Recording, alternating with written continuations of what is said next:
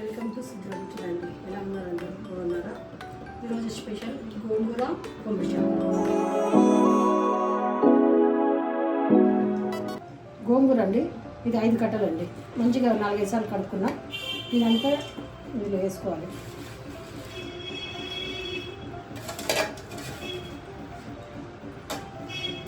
తర్వాత ఇదండి, ఇది ఒక 5-6 పచ్చిమిరపకాయలు ఉన్నాయి, ఒక ఉల్లిగడ్డ, ఒక టమాటో.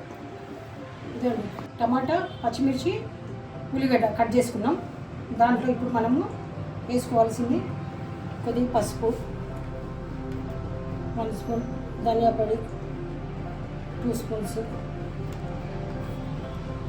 సాల్ట్, ఇది చిన్న స్పూన్ అండి, 2 స్పూన్లు కారం, 2 స్పూన్లు అండి. ఇది వేసుకున్న తర్వాత ఇది కొత్తిమీర, కరివేపాకు వేసేసి ఏం చేయాలంటే మనం దీన్ని స్టవ్ మీద పెట్టేసేసి ఉడకబెట్టేసేయాలి.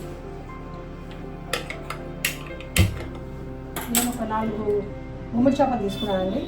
ఒక 2-3 ఉప్పు చేప ఉంటే వేసా, ఎందుకంటే మా పెద్ద బాబు గుమ్మడి చేప తినడానికి ఉప్పు చేప. దీన్ని మనం ఏం చేసుకోవాలంటే ఇటు కొన్నాకి కట్ చేసుకోవాలండి. ఇట్లా పీసెస్ తీసుకొని ఇట్లా కట్ చేసుకొని ఒక 10 నిమిషాలు నానబెట్టుకోవాలి. ఇది అయ్యే లోపల అంతే. ఇదండి ఇలా మొత్తం వాటర్ తెలుపుకోవాలి, ఇట్లా ఉడకబెట్టుకోవాలి మొత్తం మెత్తగా ఎంతవరకు.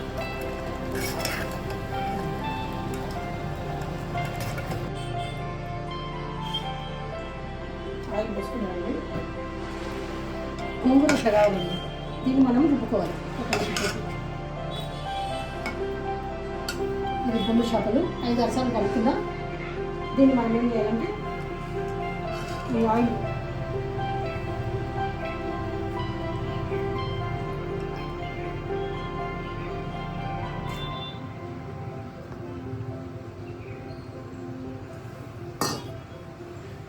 వేసి అనేది అది ఫ్రై అవుతుంది.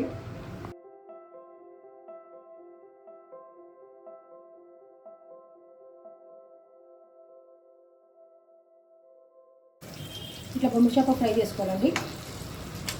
ఇప్పుడు చూడండి నేను ఏం చేస్తున్నానంటే దీంట్లో తాలింపు ఏముండదండి.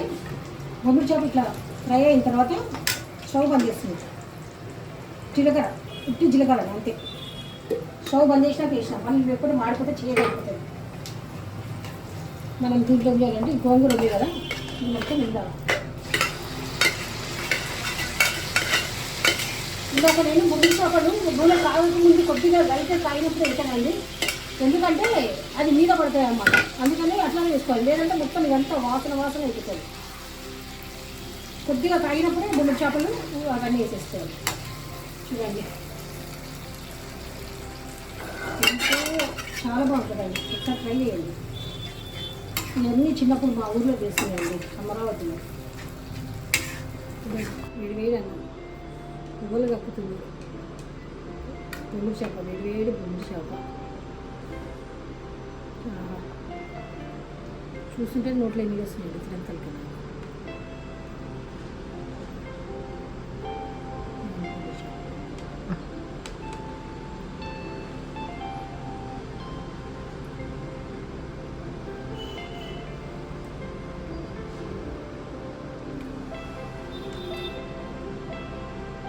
సూపర్, మంచిగా పుల్లగా కారంగా చాలా బాగుంది. మీరు ఒకసారి ట్రై చేసి చూడండి, కామెంట్ చేయండి, షేర్ చేయండి, సబ్స్క్రైబ్ చేయండి. Thank you.